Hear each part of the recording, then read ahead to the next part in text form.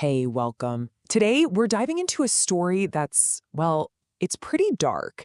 It's one of those deeply philosophical tales that grabs you and forces you to ask a really, really difficult question, one that might not have a right answer at all. And this is that question, right at the heart of it all. I mean, really think about it. Imagine a kind of suffering that never ends, that only gets worse. In a reality like that, what does it actually mean to be merciful?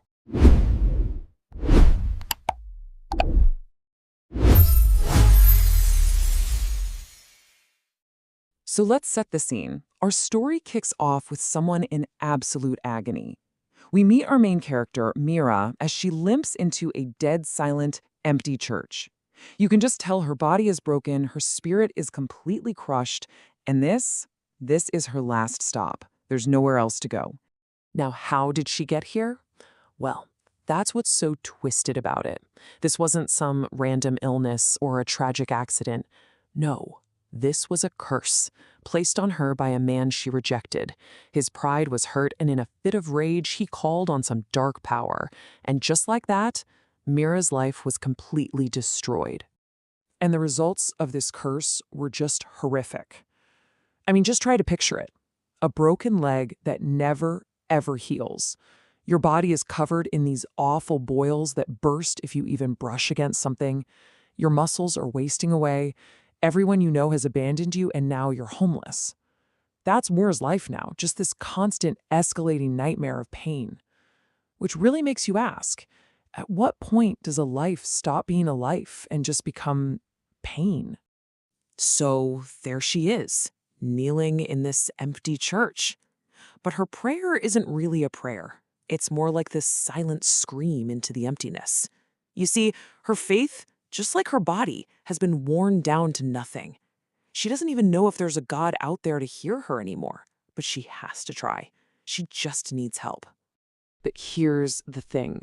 Someone is listening. Hiding in the shadows of the church, there's a being named Jackal, the angel of mercy. He's heard every single one of her silent screams, and now he decides it's time to step into the light.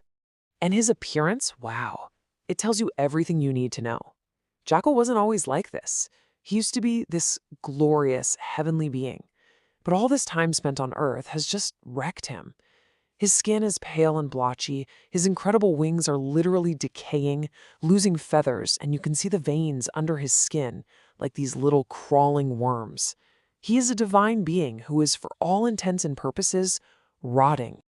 He actually explains this himself to a completely terrified Mira. See, our world, the physical world, it isn't made for someone like him. Being here is slowly but surely breaking him down. Every single person he helps, it costs him a piece of his own being. And it really makes you wonder, right? Is what he's doing a noble sacrifice, or is it some kind of slow, drawn-out suicide? Okay, so Mira's just met a literal angel, the very being she was hoping would hear her prayer. For the first time in years, you'd think there's a real glimmer of hope. But that hope, it's about to slam right into the cold, hard wall of heavenly law. And her first question isn't even about herself. It's for justice. She has to know, what's going to happen to the man who ruined her life? And the angel's answer is just one brutal word. Nothing. And here's why.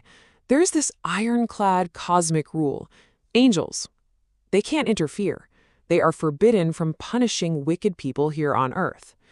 Sure, her tormentor will be judged in the afterlife, but not a second sooner. He gets to live out his entire life, probably a happy one, while she's left to suffer.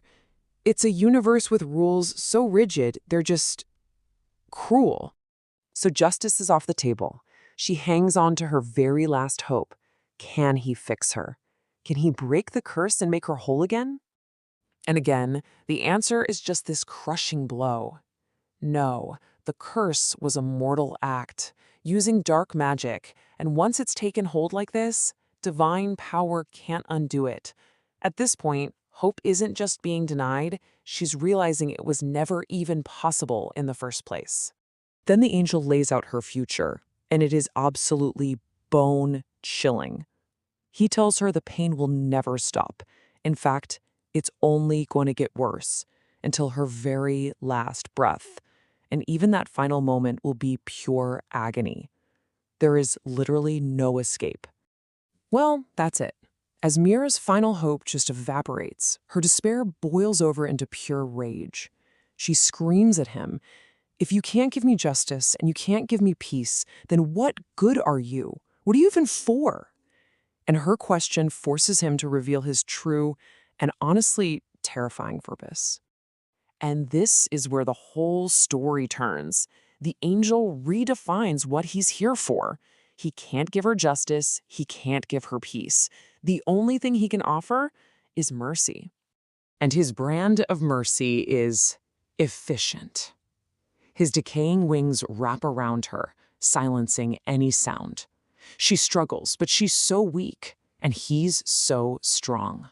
He holds her close, pulls out a knife, and he ends her life.